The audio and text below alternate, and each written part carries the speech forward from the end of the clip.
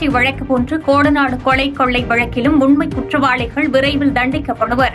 உதகை சென்றுள்ள முதலமைச்சர் மு.க.ஸ்டாலின் உறுதி. இந்த ஆட்சியினுடைய ஆட்சிக்கு பொள்ளாச்சியே சாட்சி, பொல்லாத ஆட்சிக்கு பொள்ளாச்சி சாட்சின்னு சொல்லுங்க. இதுதான் நடந்தது. இப்போ கொடநாடு கொள்ளை வழக்கும் அதே மாதிரி இருக்குமா சார்? அதுவும் போயிட்டு இருக்கு. அதுவும் இந்த புதிய தண்டனை வழங்கப்படும். தமிழகத்தில் முன்கூட்டியே வெளியாகிறதா SSLC பொதுத் தேர்வு முடிவுகள்? பள்ளிக் கல்வித்துறை அமைச்சர் அன்பில் மகேஷ் பொய்யாமொழி முக்கிய ஆலோசனை.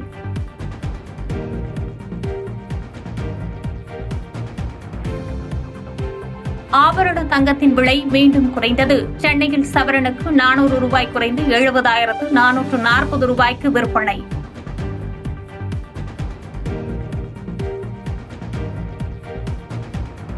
கள்ளக்குறிச்சி மாவட்டம் கூவாகம் கூத்தாண்டவர் கோயிலில் தேரோட்ட திருவிழா. திரளான மக்கள் பங்கேற்று வழிபாடு.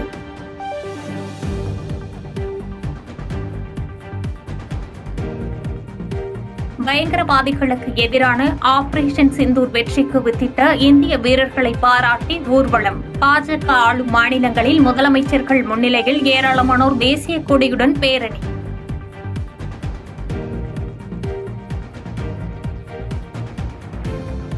டெல்லியில் மத்திய அரசை கண்டித்து போராட்டம் நடத்திய ஆம் ஆத்மி கட்சியினர் பாகிஸ்தான் ஆக்கிரமிப்பு காஷ்மீரை மீட்க தவறியதாக கூறி கண்டனம்.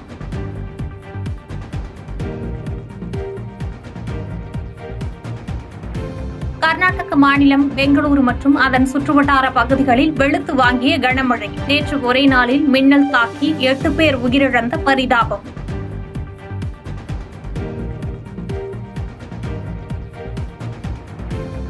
மும்பையில் பீட்சா டெலிவரி செய்ய வந்தவர் இந்தியில் பேசியதால் ஆத்திரம்.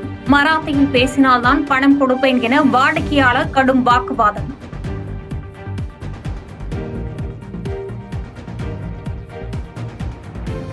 கனடா பிரதமர் மார்க் கார்னி தலைமையிலான அமைச்சரவையில் இடம்பெற்றார் இந்திய வம்சாவளியான அனிதா ஆனந்த். கோயம்புத்தூரை பூர்வீகமாக கொண்ட இவர் வெளியுறவுத்துறை அமைச்சராக பொறுப்பேற்றார்.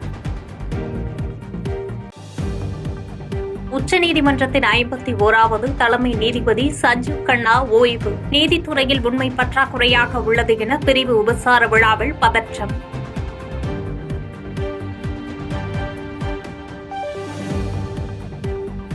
இன்று உச்சநீதிமன்ற தலைமை நீதிபதியாக பதவியேற்கிறார் PR கவாய். குடியரசுத் தலைவர் திரௌபதி முர்மு பதவி பிரமாணம் செய்து வைக்கிறார்.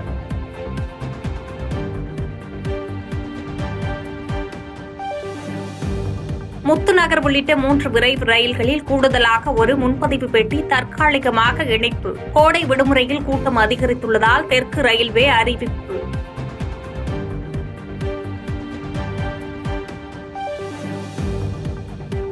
இந்திய தாக்குதலில் பாகிஸ்தான் விமானப்படை தளங்களுக்கு பெரும் சேதம். புதிய துல்லியமான செயற்கைக்கோள் புகைப்படங்கள் வெளியீடு.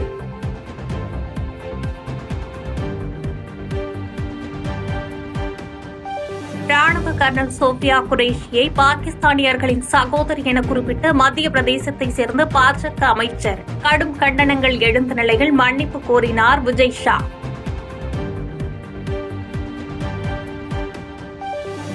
செய்திகளை உடனுக்குடன் தெரிந்து கொள்ள கீழ்கண்ட கேபிள் மற்றும் DTH நெட்வொர்க்குகளில் எம்நாடு செய்தி தொலைக்காட்சியை காணுங்கள். பாதகம் செய்பவரை கண்டால் நாம் பயம் கொள்ளலாகாது பாப்பா. மோதி மிதித்துவிடு பாப்பா, அவர் முகத்தில் உமிழ்ந்துவிடு பாப்பா. அண்மை செய்திகளை உடனுக்குடன் தெரிந்து கொள்ள இணைந்திருங்கள் எம்நாடு தொலைக்காட்சியுடன்.